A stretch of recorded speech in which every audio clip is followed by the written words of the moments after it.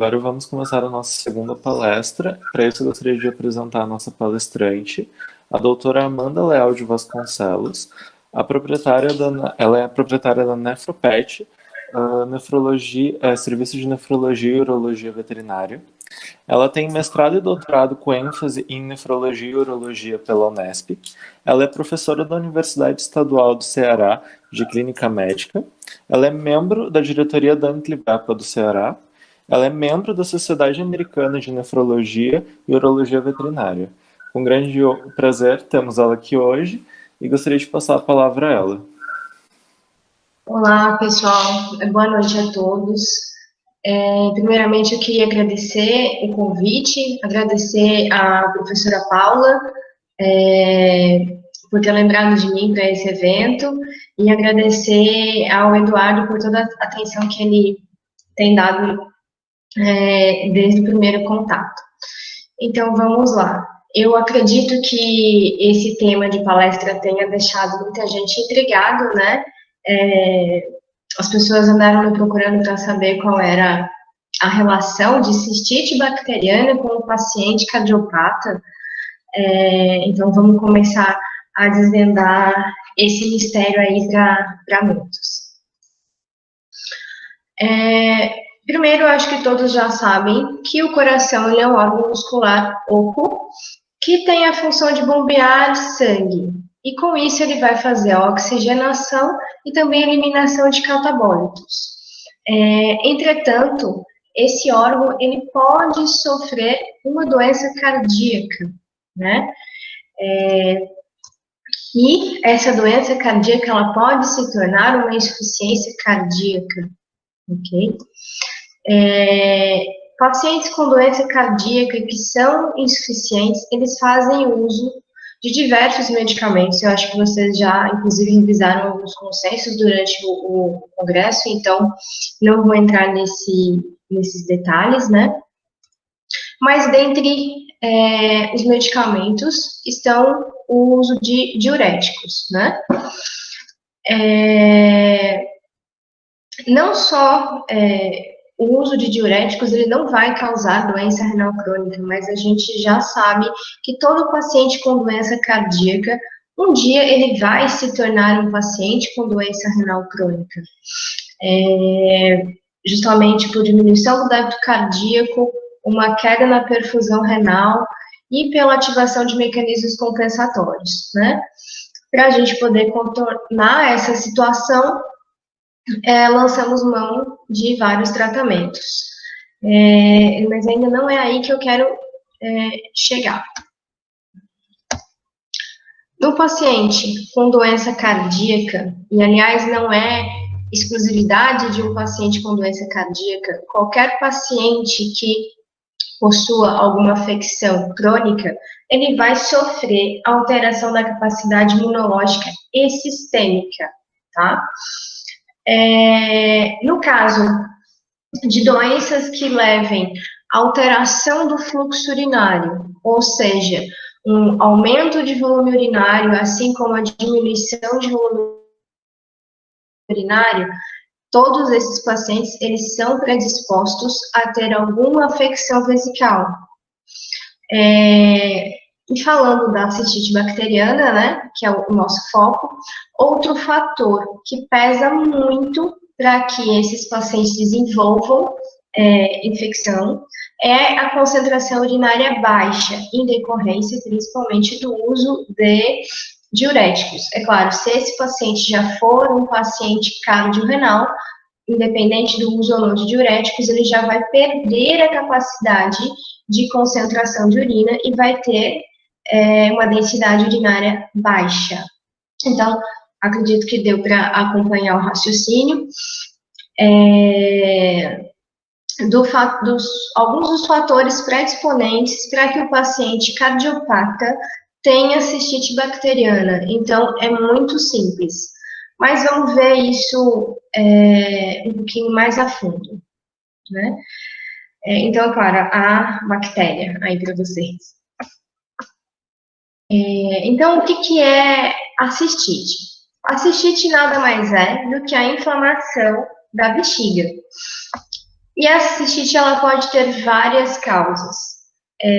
Nós costumamos dividir a cistite em não infecciosa e infecciosa, né? E o que interessa para a gente hoje é a cistite infecciosa, tá? Além desses tipos de cistite, a gente também tem cistites causadas por complicações ou fatores pré-exponentes que normalmente levam à infecção bacteriana. Então, vejam que acaba sendo um ciclo vicioso. Sempre acaba na infecção bacteriana, tá? Independente da causa primária. Então, já é sabido que a cistite acomete cães e gatos, né?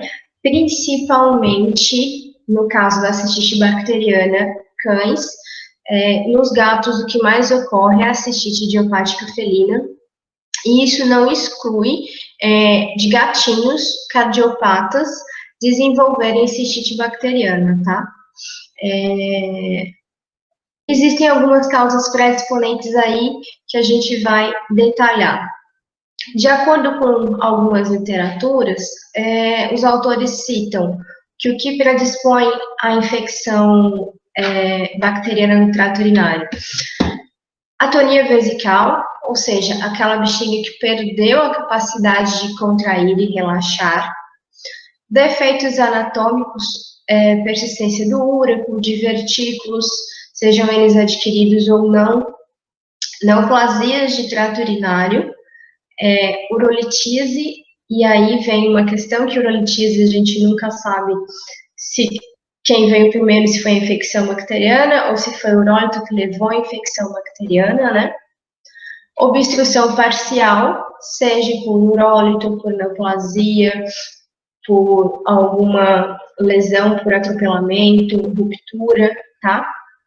A cateterização transuretral feita de forma errônea também pode causar cistite bacteriana. E eu coloquei até uma imagem ilustrando para vocês. Essa é a cateterização transuretral de uma cadela fêmea, né? E com todo o cuidado.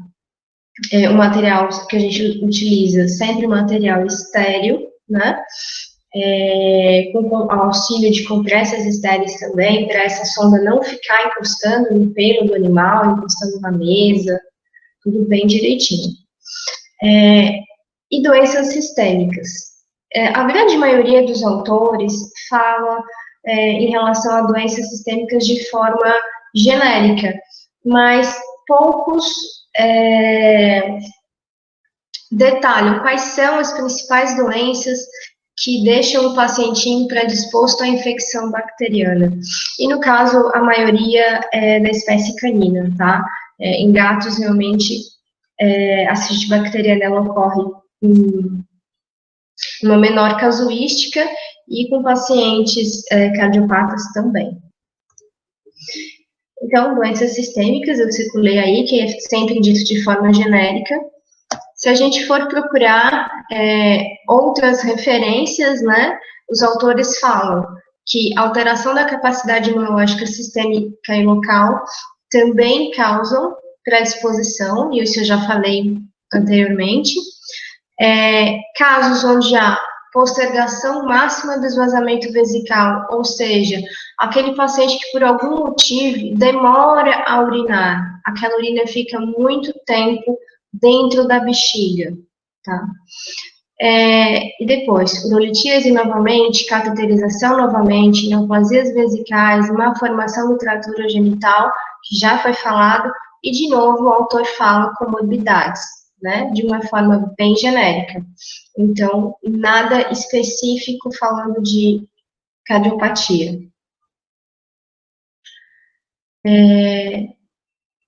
Ainda sobre as causas predisponentes, alterações anatômicas como ureter ectópico, divertículos, fístulas, e aqui eu coloquei uma foto interessante de vulva infantil.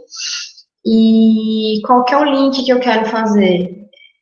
O paciente ele pode ser cardiopata, Ele pode ou não ter doença renal, mas não impede dele ter outra causa predisponente de cistite bacteriana, de ser uma alteração anatômica como a vulva infantil, que é muito comum, tá? Então, todas as vezes que a gente se depara com um paciente com infecção de trato urinário, a investigação ela deve ser ampla, tá? E sabendo que o paciente cardiopata ele tem essa predisposição, a gente realmente tem que investigar. Então, mais um trabalho para vocês, onde foi avaliado 50 pacientes com infecção de trato urinário com cistite bacteriana, e esses 50 pacientes apresentavam uma ou mais comorbidades. Vejam que a maioria dos pacientes tinham doença renal crônica ou obesidade. Em momento algum fala de cardiopatia. O que eu quero mostrar para vocês que a literatura, na grande maioria das vezes, não comenta essa relação, mas ela existe. Mais um outro trabalho, né, e também não fala especificamente de cardiopatia. Fala de comorbidades e comorbidades que causam imunossupressão. Mas, pessoal, o que a gente deve prestar atenção? Reparem nesse outro trabalho aqui. Características gerais de 55 cães com cistite avaliados no Serviço de Nefrologia e Urologia da Unesp de Jaboticabal. Sexo, raça, sexo a gente já tem uma ideia de que a maior ocorrência realmente é em fêmea, né, devido à anatomia do trato urinário. Raça vai ser muito variável de acordo com cada região, né, mas normalmente no nosso país os cães sem raça definida são de maior ocorrência. Mas o que chama atenção nesse estudo em relação a fatores de risco para cistite, é que aqui, ó, a maioria dos pacientes são pacientes idosos, né, idade acima de 8 anos. E o que eu quero dizer? As doenças cardíacas, na grande maioria das vezes, acometem animais idosos, tá, que estão nesse grupo de risco para cistite bacteriana. Então, o paciente cardiopata, por si só, pela idade, ele tem predisposição a ter cistite bacteriana, certo?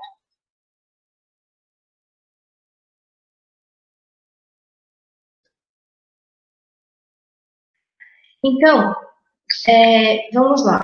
Nas formas de apresentação da cistite bacteriana, ela pode ser aguda ou crônica, lembrando que a forma crônica é a que mais ocorre.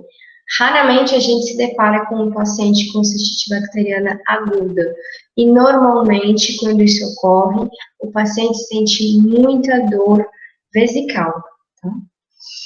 Também pode se apresentar de forma assintomática ou sintomática. E é aí que a gente deve se preocupar. Por quê? A grande maioria dos pacientes, eles têm a forma assintomática da doença. E alguns autores, né, acreditam que 12% dos cães, em toda a sua vida, vai ter cistite bacteriana. Em algum momento da sua vida, 12% da população canina vai ter cistite bacteriana. O que acontece é que a forma aguda, ela pode ser branda e esse paciente ficar com a doença crônica e assintomática. Quando o paciente apresenta sinais clínicos, eles podem ser disúria, que é aquela dificuldade para urinar junto com estrangúria, tá? Polaquiúria, hematúria e até mesmo incontinência urinária. Periúria, apatia, anorexia também podem acontecer, tá? Só que o paciente assintomático, ele não tem nada disso. Você não sabe que ele tem cistite bacteriana. Algumas vezes, o tutor identifica um odor mais forte na urina, mas mesmo assim não leva muito em consideração. O paciente ele pode ter sinais clínicos quando ele apresenta alguma complicação em decorrência da doença crônica, tá? A doença assintomática crônica teve alguma complicação. E essas complicações normalmente são urolitise, pólipo vesical, prostatite, tá? Então, num paciente com cistite bacteriana assintomática, o que a gente vai encontrar? Aumento de leucócitos, de hemácias, de células epiteliais de transição. Mas espera aí, aonde que eu vou encontrar isso? Né? Isso a gente só vai identificar se a urinálise for realizada, né? Então, eu devo fazer a urinálise dos meus pacientes cardiopatas? Sim. Deve fazer parte da rotina do paciente cardiopata, não só os exames cardiológicos, mas exames de sangue e exames de urina, tá? As bactérias, não necessariamente a gente vai encontrar bactéria na urinálise, tá? Então, sempre que houver suspeita de infecção bacteriana do trato urinário, deve-se realizar a urocultura, tá?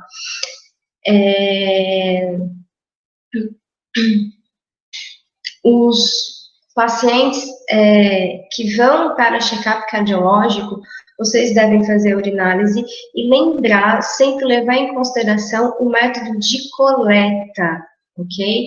Então, o método de coleta vai ter alguma variação em relação a leucócitos, hemácias e células epiteliais de transição e bactérias também, porque essa amostra pode sofrer contaminação dependendo do método de coleta.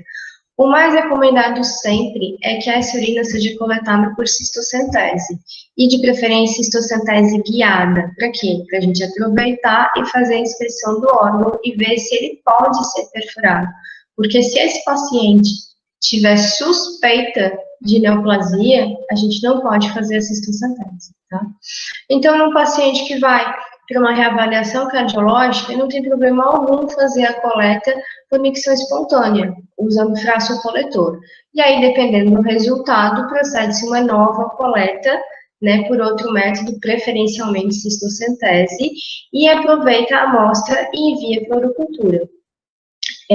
Quando a gente vê a necessidade de fazer uma urocultura, o recomendado é sempre que essa urina seja coletada por cistocentese, tá? Caso haja algum impedimento, ou seja, paciente com suspeita de neoplasia, paciente com muitos urólitos na bexiga e pacientes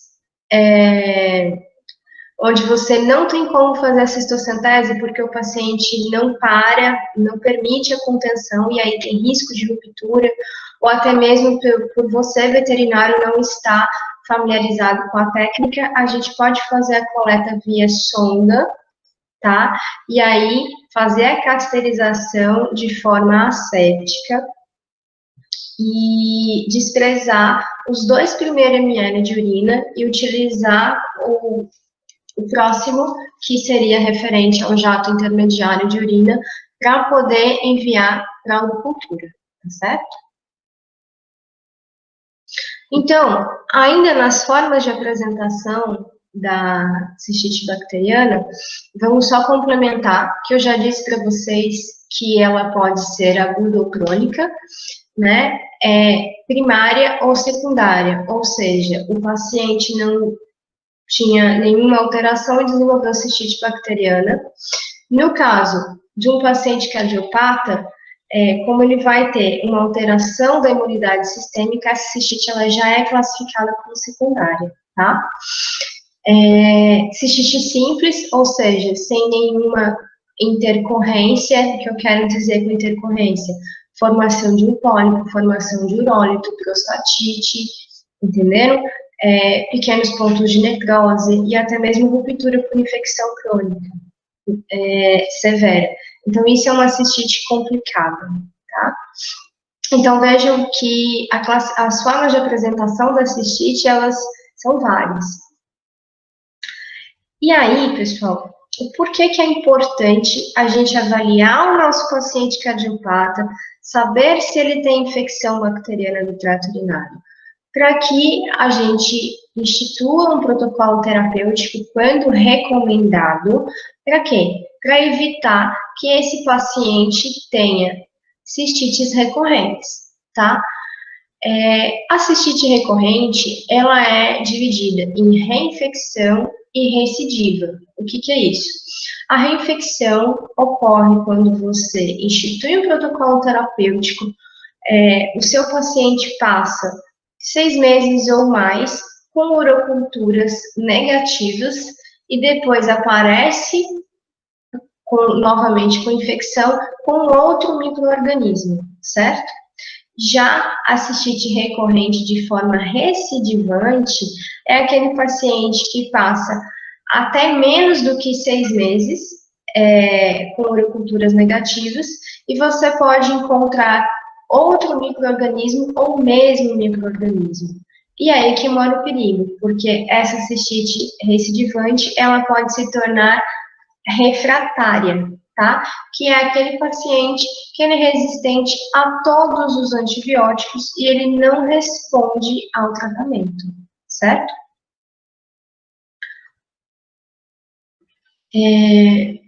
Vamos lá. Esse é o último consenso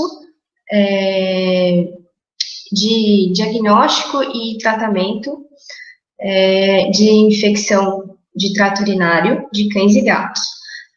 Ele tem algumas lacunas, eu acho que agora ele está bloqueado, se vocês quiserem eu posso disponibilizar para vocês o trabalho, porque ele é o que tem o último consenso que saiu sobre cistite bacteriana foi esse, tá?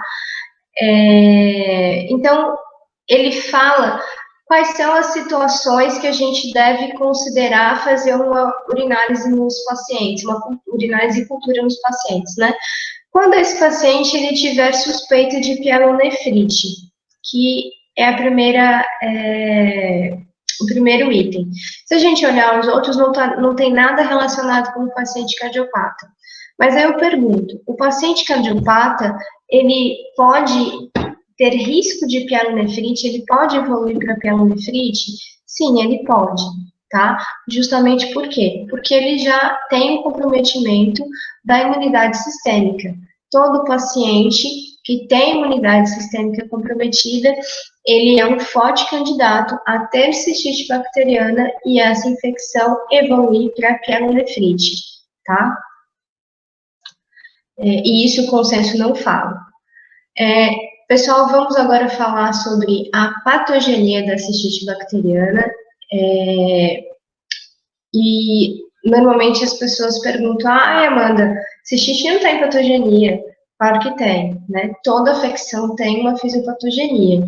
É claro, a da cistite bacteriana não é tão complexa como das cardiopatias, mas existe. E a gente tem que saber para poder entrar com protocolos terapêuticos adequados. Então, o que acontece? Primeiro de tudo, falha nos mecanismos de defesa.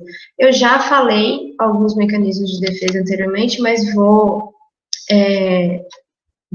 detalhá-los, né? Falha nesses mecanismos, micro-organismos virulentos, que normalmente são bactérias ou fungos, que vão ser bactérias ou fungos, e normalmente Escherichia coli ou Candida albicans, vão fazer a colonização do urotélio, que vai levar a uma infecção do trato urinário, tá? Nosso objetivo hoje não é falar de cistite fúngica, mas ela acontece muito em pacientes que estão imunocomprometidos, em pacientes que estão muito debilitados. Então, aquele paciente cardiopata que ele está em crise, precisou ir para o internamento, ele também é um forte candidato a ter cistite fúngica, principalmente por Candida albicans. Então, quais são os mecanismos de defesa para a cistite bacteriana, né? Agora vou falar aqui dos mecanismos de defesa locais, tá? Então, o fluxo urinário normal, por si só, já é um grande mecanismo de defesa. Por quê?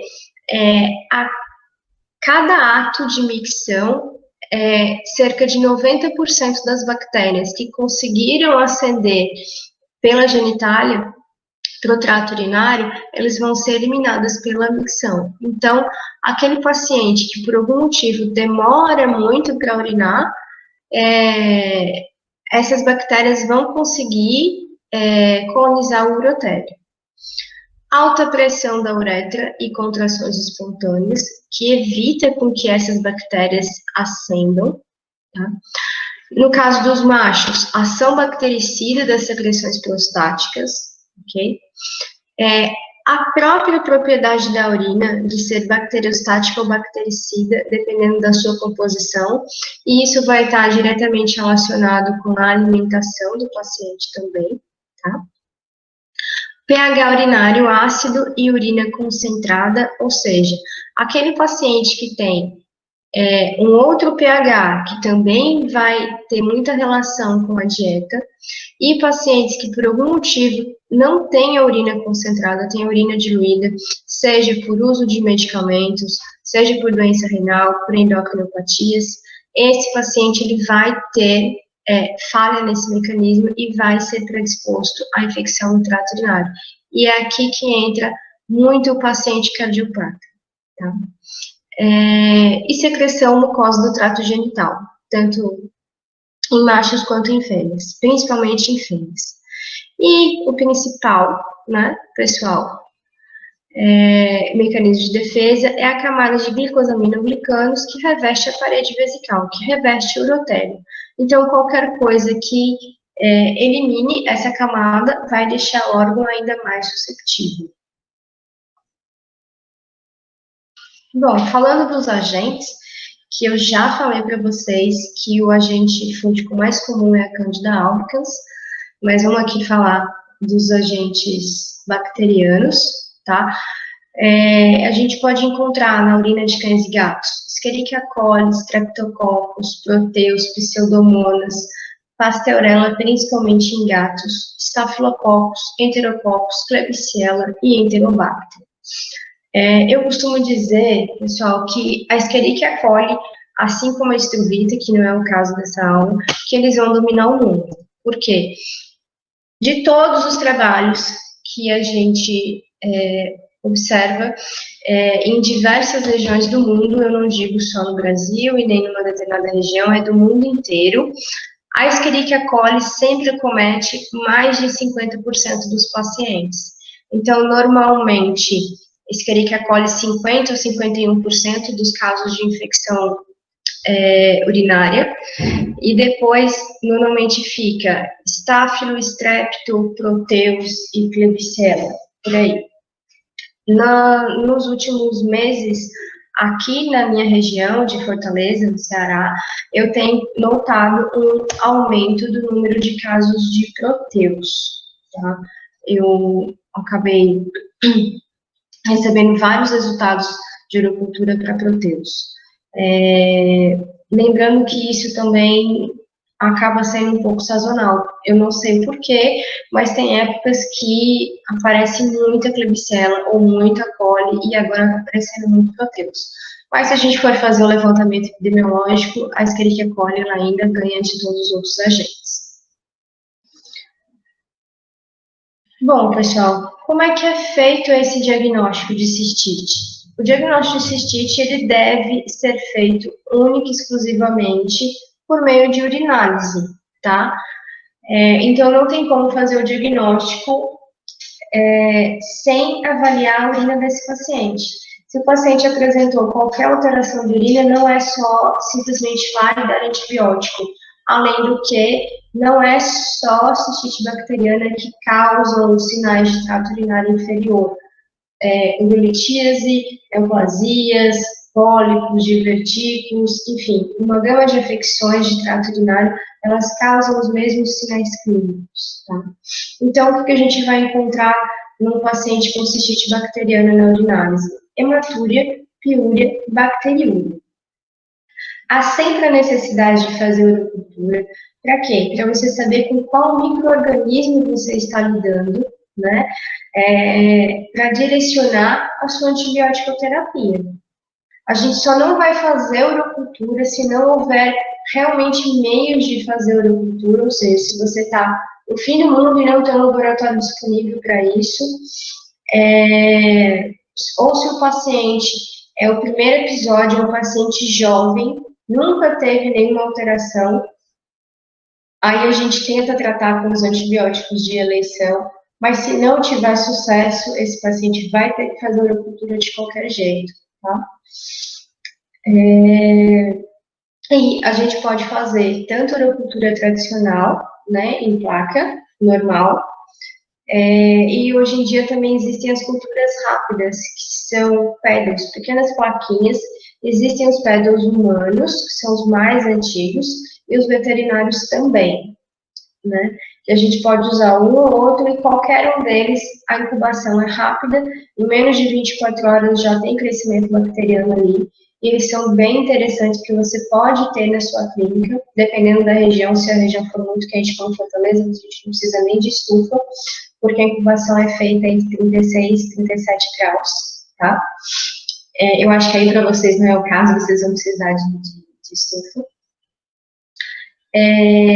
E se houver crescimento bacteriano, a maioria das plaquinhas te diz se é Escherichia coli ou se é uma bactéria gram-positiva ou gram-negativa. Só que ela não te dá específica a bactéria e também não te dá um antibiograma. Então, você pode pegar essa plaquinha que houve crescimento bacteriano e mandar para o laboratório fazer a identificação. Ou seja, essa plaquinha ela é bastante utilizada para fazer o acompanhamento, porque não adianta a gente fazer o diagnóstico do paciente cardiopata com cistite bacteriana, prescrever o antibiótico, prescreve antibiótico por um período X e não faz o acompanhamento. Não. O recomendado é que, de 5 a 7 dias de uso do antibiótico, a gente deve repetir a urocultura para ver se a carga bacteriana diminuiu, para ver se aquele antibiótico está ou não fazendo efeito. Porque sempre deve se lembrar que, quando você recebe um antibiograma, ele vai te dizer qual é a sensibilidade e resistência in vitro. Em vivo, as coisas podem ser diferentes. E sempre lembrar se essa bactéria é gram-positiva ou gram-negativa e ver qual antibiótico é melhor para cada tipo de bactéria, tá? Não é só porque está na urocultura que é sensível que você vai utilizar. Tem que ter um estudo melhor disso. E sempre levar em conta, pessoal, o que é muito difícil, porque na grande maioria das vezes o tutor não sabe informar, é saber quais antibióticos o paciente já usou. Para cistite, Amanda? Não, para qualquer coisa. Eu preciso saber quais antibióticos esse paciente já usou, pelo menos a classe de antibiótico, para eu conseguir me direcionar na minha urocultura, tá? Então, dando sequência no diagnóstico, hemograma. Por que a gente faz hemograma? Para saber se esse paciente tem risco ou tem pielonefrite, tá? A cistite, ela é um processo totalmente local, então tem que ficar muito claro que a cistite bacteriana não causa leucocitose. Se esse paciente tiver com leucocitose, a gente deve começar a investigar se ele, ao invés de ter somente uma cistite, se ele não tem uma pielonefrite. E aí é um caso emergencial, porque um paciente cardiopata normalmente já vai ser idoso com pielonefrite, tá? Prognóstico é reservado. E é um paciente que no início de tratamento vai requerer um período de internação, certo? E sempre, pessoal, exames de imagem. E quando eu falo exames de imagem, eu não estou dizendo raio-x de tórax nem ecocardiograma. Eu estou falando ultrassom abdominal para poder avaliar a bexiga, que é o órgão que a gente, porventura, diagnosticou uma infecção, tá? E não só ultrassom abdominal, tá? O ultrassom e o raio-x são exames que se completam. Então, qual que é o objetivo de fazer exame de imagem do trato urinário inferior? É saber se esse paciente não tem nenhuma complicação, tá? Que eu já falei, urólito, pólipo, divertículo, enfim, whatever. A gente deve investigar se esse paciente tem uma cistite simples ou uma cistite complicada, tá bom? Então, eu separei alguns casos para vocês, para a gente poder ainda conversar um pouco mais sobre o tratamento. Essa foto não é do Zeca, o Zequinha é um paciente meu já antigo, mas a tutora não me mandou foto a tempo. O Zac é um Yorkshire macho, de 13 para 14 anos, eles não têm certeza da idade do Zeca, macho inteiro, e ele tem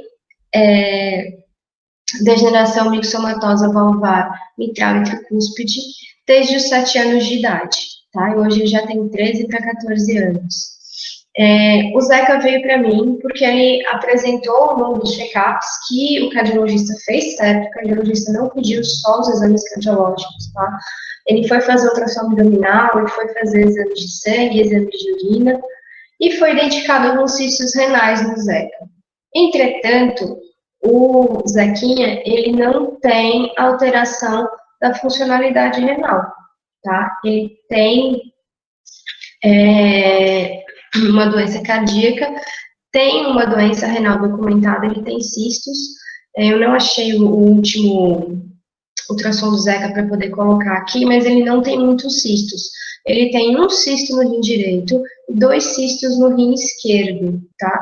Um cisto do rim esquerdo tem quase 2,5 centímetros, tá? Foi por isso que ele veio para mim e eu fico acompanhando a evolução desses cistos que não está ocorrendo. O Zeca já fez SDMA, que no caso dele é um exame que ajuda bastante, já que a urinálise pode mascarar, né, porque é um paciente que toma furosemida, então, nesses pacientes eu recomendo que o tutor dê a furosemida no dia anterior, no horário da noite, venha para o consultório, ou para o laboratório, faça a coleta de urina antes de dar a furosemida, pois mesmo assim a gente sabe que essa urina pode estar diluída. Então, é um paciente que ele vai ser beneficiado pelo SDMA, tá? Não são todos os casos que eu faço SDMA, apesar da Iris falar que ele faz parte do estadiamento, mas não são todos os pacientes que têm condições de fazer, e a gente consegue fazer um diagnóstico e se virar muito bem ainda sem o uso do SDMA. Mas, nesses casos, o SDMA, ele é bacana para auxiliar. Até mesmo porque um paciente que faz uso de inibidor de ECA, ele pode ter um leve aumento de creatinina. E no caso do Zeca, ele sempre tem a creatinina no limite superior, fica oscilando entre 1,5 e 1,8, tá? O Zeca, ele faz uso de enalapril, pimobendan, furosemida, e aí eu comecei com ele uma renoproteção, tá? Para evitar que ele tenha evolução dessa doença renal que ele já tem. Então, ele faz uso de complexo B e faz uso de ômega. Então, o Zeca veio pro check-up normal dele, passou para o cardiologista fez todos os exames cardiológicos dele, e aí ele veio para mim, para que eu fizesse a parte do trato urinário. Eis que, então, os exames do Zequinha, raio-x de tórax, eletro, eco, pressão arterial, foram pedidos pelo cardiologista. Eu pedi ultrassom abdominal, hemograma, bioquímicos e os exames de urina. A priori, eu fiz a urinálise do Zeca, e aí tive algumas surpresas e pedi a cultura, tá? Então, sempre a gente deve fazer urinálise no paciente cardiopata, isso tem que já ficar na mente de vocês, tá bom? Não são só os exames cardiológicos. E, pessoal, uma coisa que eu coloquei aqui, que é bastante importante, que eu até achei um erro de digitação aqui, é que a gente deve avaliar cada paciente de forma particular, tá?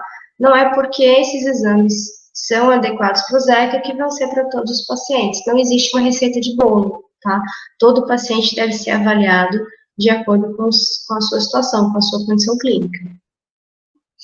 Então, o que aconteceu no exame do Zeca? Se a gente olhar essa urinálise com atenção, né, o aspecto já estava ligeiramente turvo, um paciente com densidade urinária baixa, 1,015, apesar dessa densidade urinária estar dentro do limite de normalidade, a gente não deve esquecer que esse limite de normalidade ele não é um padrão, ele é o que mais ocorre.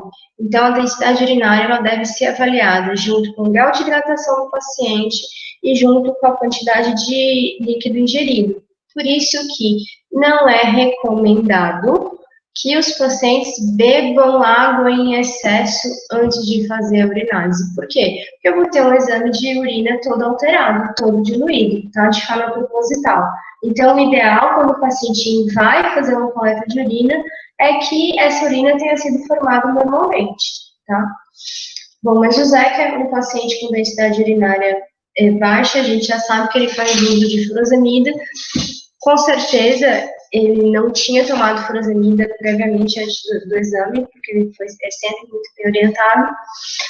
O pH da urina no Zeca, 5, tá? Um pH ácido até, para um paciente com suspeita de cistite bacteriana, porque normalmente esses pHs são alcalinos, mas com sinceridade, eu não confio muito nos pHs de hoje em dia das tiras reagentes, que a gente vê muita coisa que não bate com o restante do exame. E o exame do Zeca é um desses, esse pH não está condizente com o restante do exame, tá? Então, na bioquímica urinária, na tirinha reagente, 3 cruzes de hemácias, traços de proteína, leucócitos 3 cruzes. Se a gente for observar a quantidade de hemácias e de leucócitos e depois lá embaixo a sedimentoscopia urinária, a gente tem esses traços de proteína como sendo normal. Por quê? Porque a tira, ela confunde, né, as hemácias e outras células como proteína. Então, está tudo dentro do esperado. Na sedimentoscopia urinária, presença de hemácias incontáveis e leucócitos incontáveis. Nesse exame, não foi feita a bacterioscopia. O que seria a bacterioscopia? Fazer uma coloração de grama aí da urina do paciente. Foi uma urina coletada por cateterização, tá? Por quê? Porque não tinha esse objetivo de diagnosticar um paciente com cistite. O Zeca não tinha sinal clínico nenhum relacionado ao trato urinário, ele veio para um check-up, né? Só que quando eu me deparo com um paciente com hemácias incontáveis e leucócitos incontáveis na sedimentoscopia, isso aí não foi contaminação, até mesmo porque eu que fiz essa coleta e eu fiz a coleta da forma mais asséptica possível. Tá? E também não foi contaminação dentro do laboratório. Então, eu estou com um paciente com suspeita de cistite bacteriana. Ah, Amanda, mas não tem bactéria aí.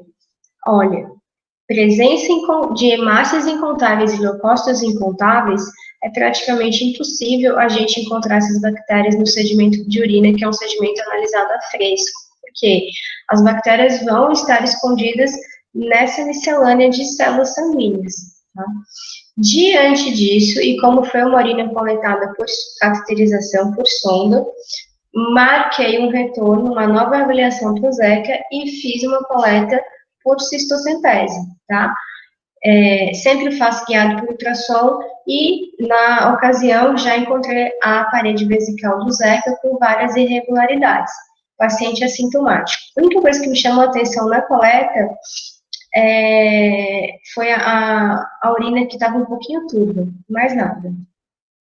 E aí, mandei o exame do Zequinha para um laboratório parceiro, né, aqui de Fortaleza, não trabalho com microbiologia no Nefropet, eis que esse rapaz tem Escherichia coli. E aí, pessoal, todas as vezes que eu me deparo com um paciente que tem Escherichia coli, ainda mais um paciente cardiopata, é sempre um desafio. Por quê? Já é sabido que a Escherichia coli, ela pode atingir as camadas mais profundas do urotélio, tá? Ficar lá pertinho da submucosa e entrar em estágio de latência. Ou seja, a grande probabilidade do Zeca já ter cistite bacteriana há muito tempo, só que tinha forma crônica da doença, sem sinais clínicos, e em exames anteriores, essa bactéria podia estar muito perto da submucosa, em latência, e não foi diagnosticado, tá? E por que eu acredito que foi isso que aconteceu? Porque eu dei uma olhada na quantidade de antibióticos que o Zeca é resistente. Então, com certeza, ele era um paciente assintomático por muito tempo. E o que é interessante de vocês saberem é que existe uma grande diferença nos pacientes com cistite bacteriana humanos e pacientes veterinários, tá?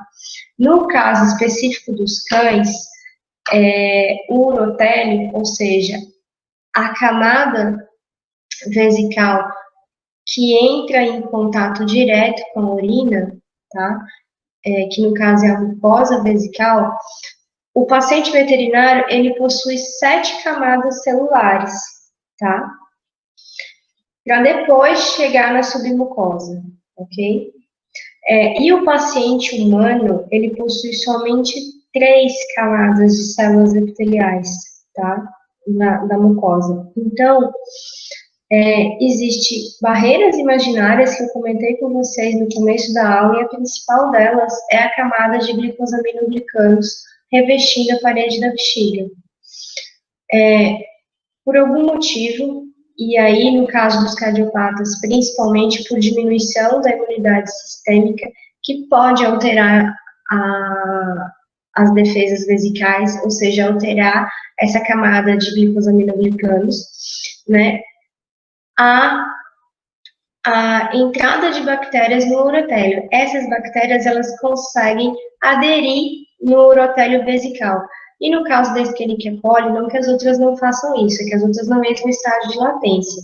Mas ela consegue ir entrando, passando por todas as outras barreiras, tá? As células do epitélio vesical, elas se renovam, tá? Então, de tempos em tempos, essas células, elas são liberadas na urina, tanto que a gente encontra normalmente células epiteliais de transição nos exames de urina. E novas células vão se formando, e com isso, aquela bactéria que estava lá em estágio de latência, aquela Escherichia coli, lá em cima, perto da submucosa, com essa troca celular, ela realmente pode ir para a urina. E aí a gente fazer o diagnóstico. E o que eu também quero dizer com isso, pessoal, que em algumas vezes há necessidade de um período de tratamento mais prolongado, diferente do humano. O consenso hoje em dia, ele não fala muito sobre o período de tratamento, ele deixa em aberto. Existem vários trabalhos falando de períodos curtos de tratamento e outros trabalhos falando de período longo de tratamento. Particularmente, eu prefiro períodos um pouco mais longos de tratamento e doses de antibiótico, dependendo das comorbidades do paciente, doses menores, na verdade, diminuindo o intervalo entre as doses. Por quê? Eu quero que esse fármaco passe mais tempo na bexiga, tá? Que ele passe mais tempo na urina, para poder eliminar essas bactérias. Mas vamos lá. Então, Zequinha, paciente cardiopata, sem sinal clínico de cistite bacteriana, paciente cardiopata compensado, vale lembrar, ele veio só para um check-up. E aí foi diagnosticado com Escherichia coli, resistente a vários antibióticos. Então, no caso do Zeca, não me sobrou muita coisa para fazer, né? Nesse caso, particularmente, eu entrei com o tratamento com cefalexina, tá? Mas não é a minha droga de eleição. Eu só não entrei com a amoxicilina porque ela devia provavelmente ser resistente, porque ela deu amox sozinha, resistente e sensível a amox com clavulanato. Então, aí a gente fica com a pulga atrás da orelha, né? Os outros medicamentos estavam fora de questão, um de uso hospitalar, outro endovenoso, então ficamos com a cefalexina. O Zeca começou o tratamento agora, então ainda não sei se ele vai responder bem o tratamento ou não, né? O que eu posso dizer é que o Zeca é um grande candidato a ter cistite recidivante, e se isso não for manejado de forma adequada, tem uma cistite refratária. Então, normalmente eu coloco isso nas palestras, porque as pessoas têm mania de tratar os pacientes com cistite bacteriana com a rifloxacina, né? O paciente tem sinal clínico e já trata com erro, né? E cães cardiopatas, é muito mais fácil você, tá com alguma alteraçãozinha no xixi, dá erro, resolvido e pronto, acabou, do que você ir lá pesquisar a fundo. Mas num estudo realizado em 100 pacientes, né, com sinais clínicos de cistite, 74 tinham cistite bacteriana. Dessas 74, 37 eram Escherichia coli. Dessas 37, somente 8 cães eram sensíveis à rifloxacina. Então, eu queria que vocês se atentassem a isso, porque a rifloxacina ela não deve ser um antibiótico de eleição para cistite bacteriana, tá? E muitas vezes, quando vai lá que ele é sensível, a gente deve lembrar que aquela sensibilidade é in vitro, em vivo a coisa pode ser diferente. Então, é preferível não usar a rifloxacina. Foi um antibiótico que foi sendo muito usado há alguns anos, então há grande resistência, e não só em cistite, tá?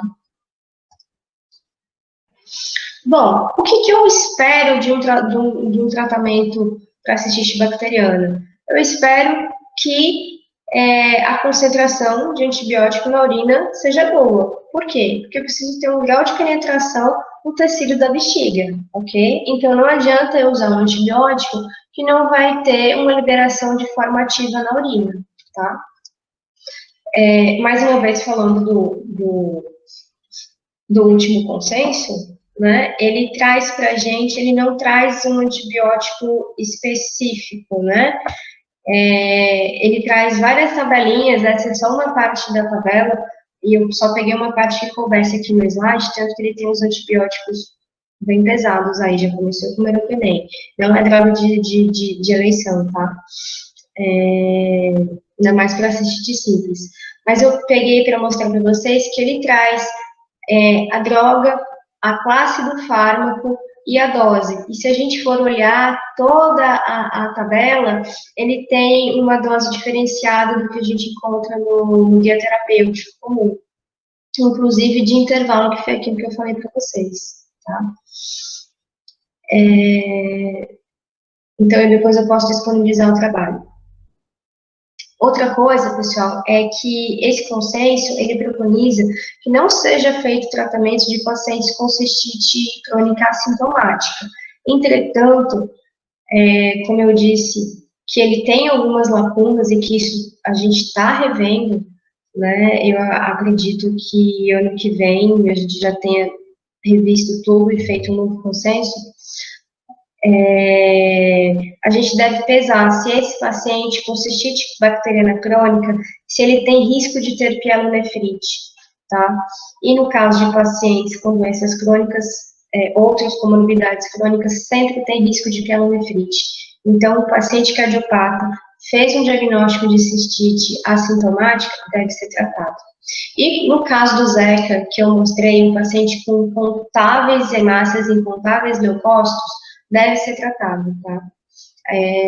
Aquele paciente que a gente encontra raras hemácias, raros leucócitos, mesmo assim, a urocultura não é positivo, a gente ainda fica meio pensando em não tratar, mas pensando numa evolução posterior, mesmo que a longo prazo, para pielonefrite, deve ser tratado.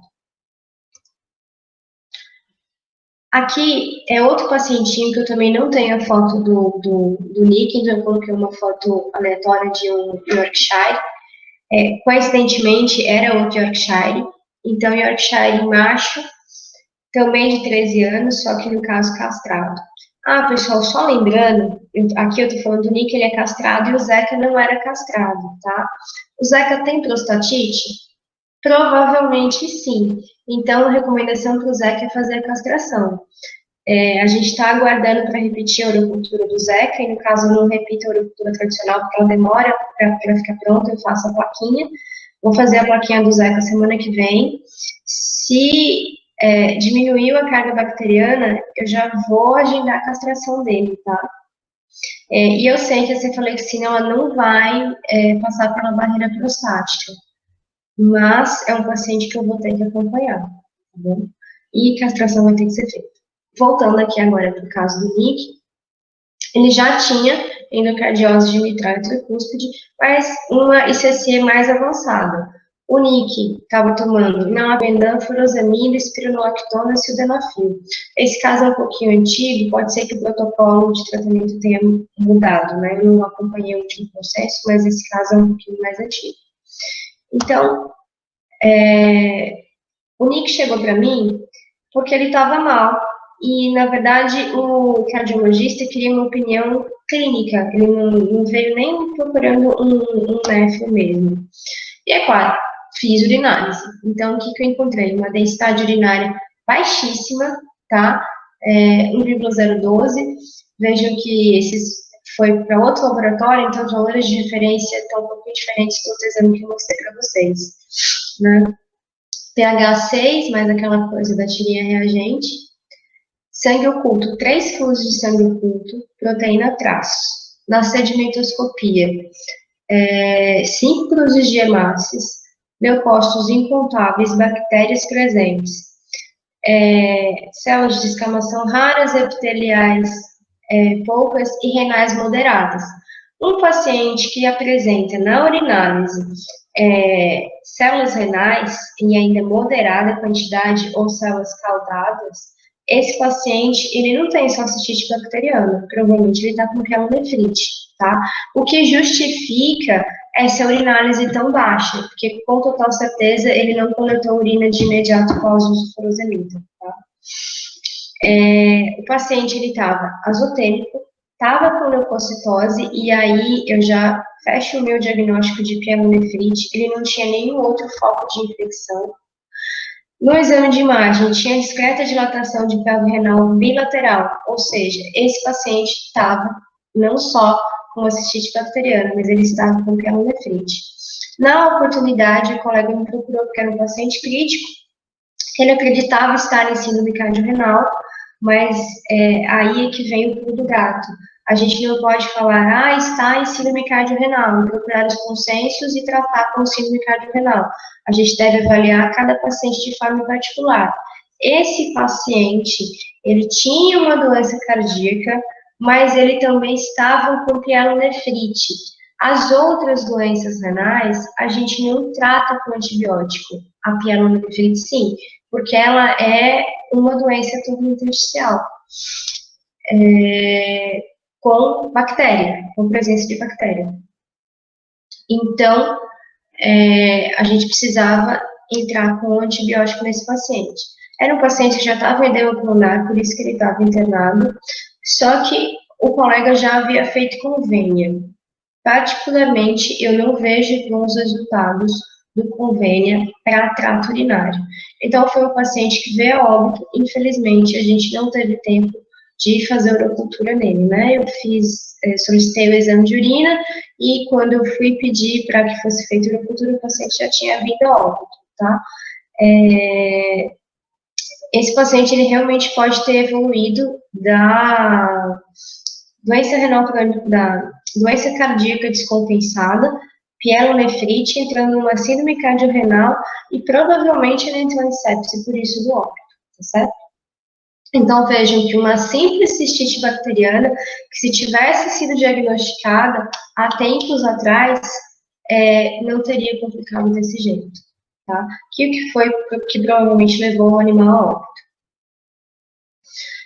Esse paciente eu atendi há pouco tempo, é o Yoshi.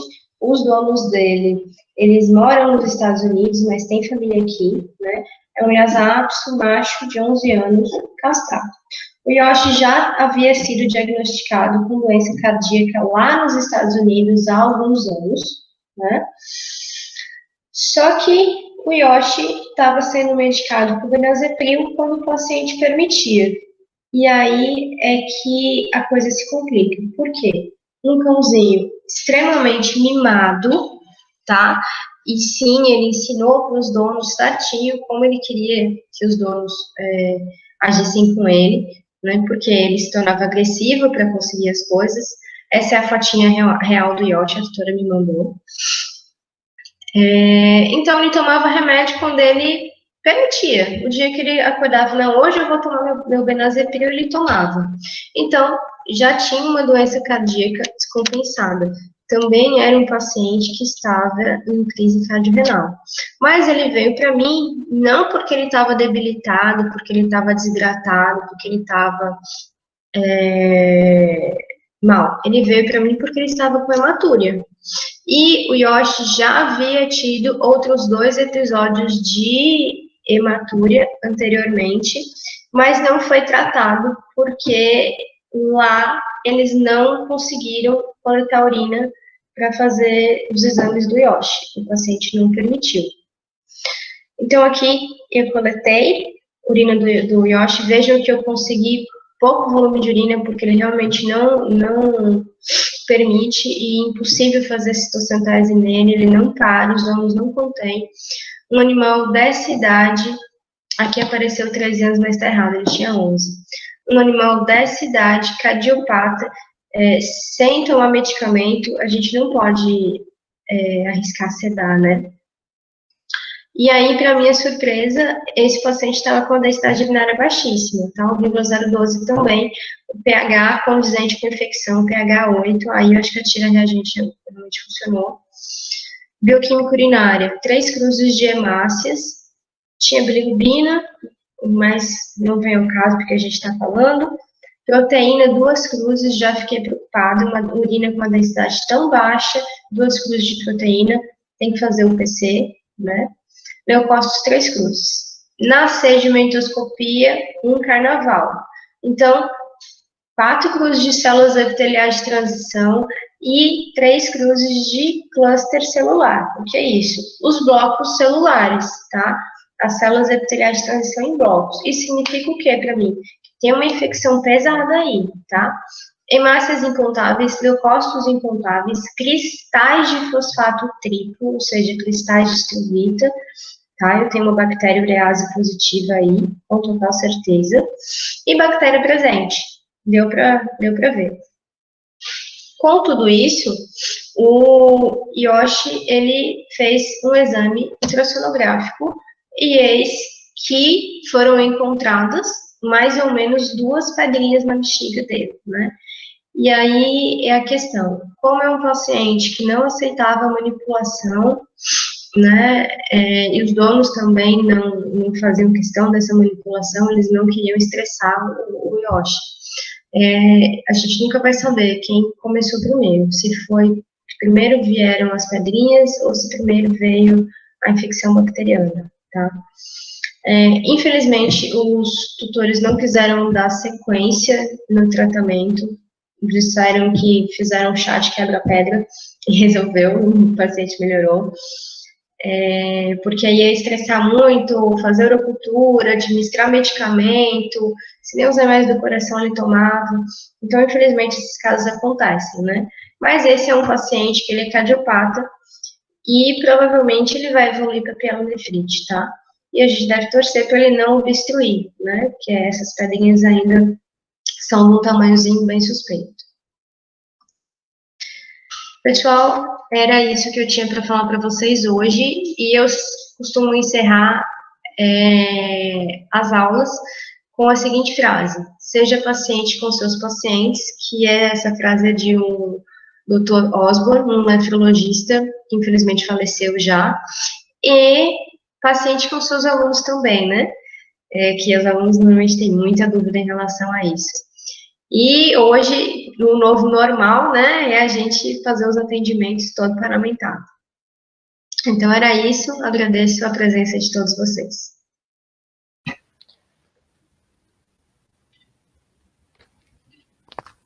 Boa tarde, doutora Amanda. Boa tarde. A Thaisa falando. Muito obrigada pela tua palestra, foi excelente, didática excelente. Eu, particularmente, eu amei os slides também. E o pessoal aqui também no chat está falando que amou, que foi ótima palestra. E realmente foi muito legal a tua palestra. Muito obrigada pela tua disposição de estar aqui conosco em pleno sábado, né? Imagina. É sempre um prazer. Agora eu tenho algumas perguntas que eu coletei aqui do chat enquanto tu fazia a palestra. Primeira pergunta é: Fêmeas costumam ser mais propícias a terem cistite, a cistite bacteriana. Pode ser mais incidente em fêmeas também, sendo oportunistas ou não? Sim, sim, e principalmente isso acontece pela anatomia da cadela, tá? Estou falando no caso de cadelas, não sei se foi a pergunta, se foi para cão ou se foi para gato, mas a uretra da cadela ela é mais curta, né? E isso faz com que as bactérias ascendam e tenham contato com a bexiga mais facilmente, e a cadela não tem as secreções prostáticas que os machos têm, que acabam eliminando algumas bactérias. E a gente também deve levar em consideração que uma cadela normal, ela urina cerca de 1 a 3 vezes ao dia. Normal que eu digo é sem comorbidade de trato urinário, tá?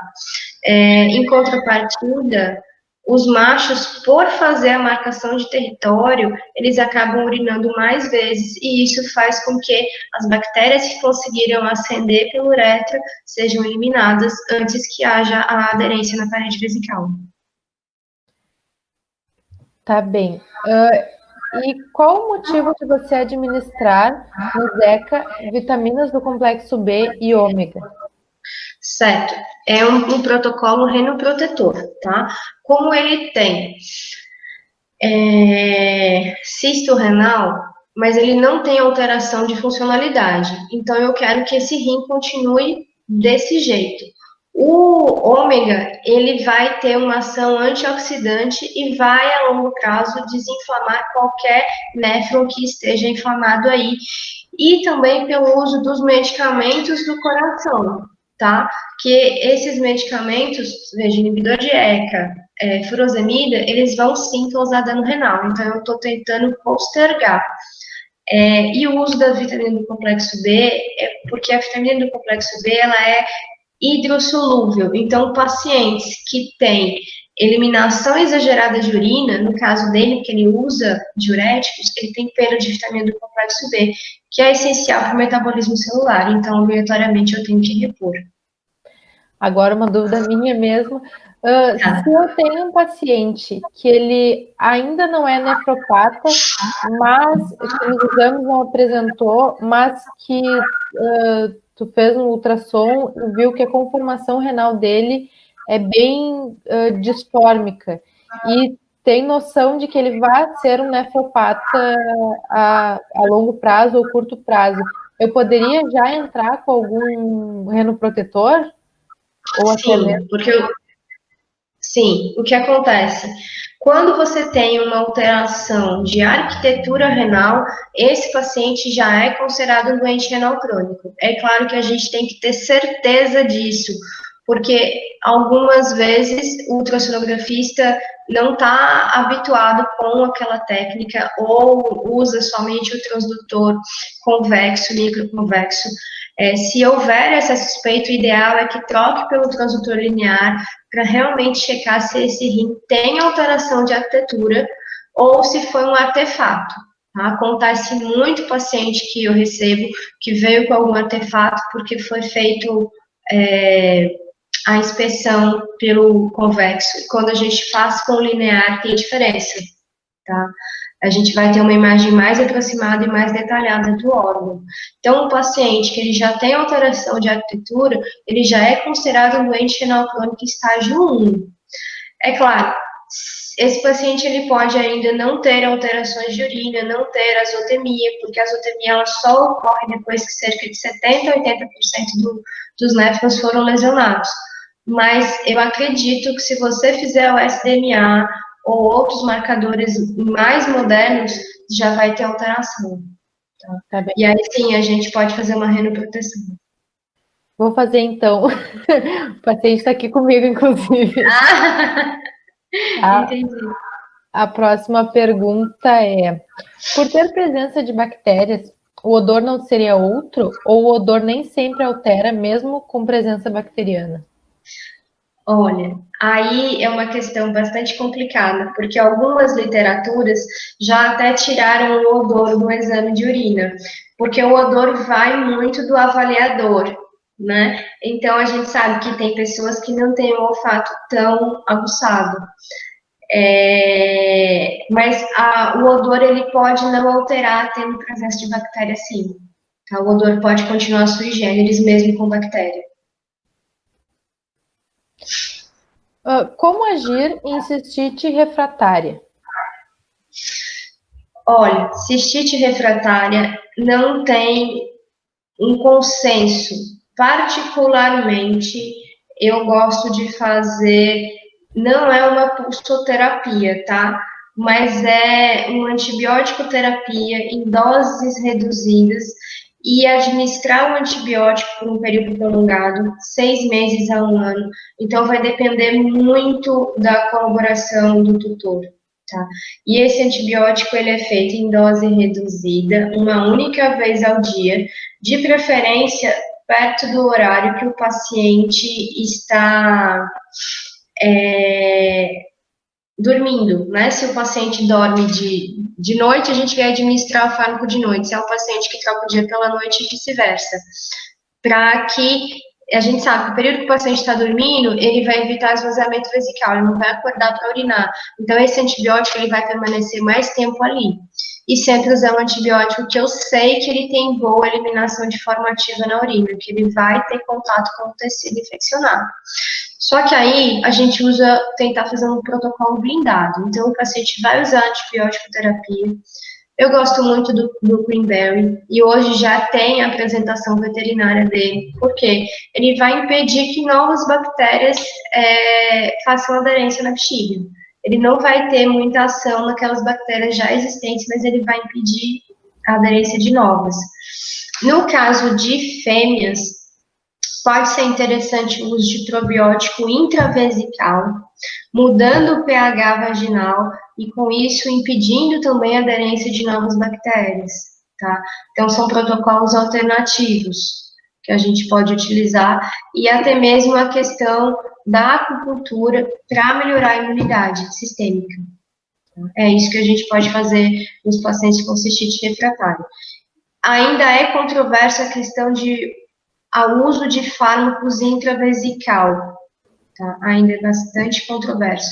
É claro, naquele paciente que está com muito debris celular, que sai muito pus mesmo da bexiga e sangue, a gente faz várias lavagens com solução fisiológica gelada com o intuito realmente de limpar, de limpeza.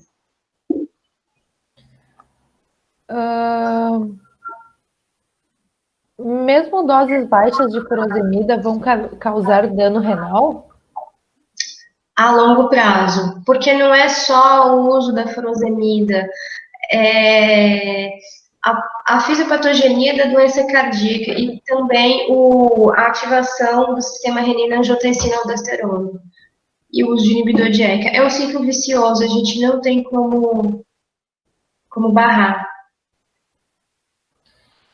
E creio que é a última pergunta.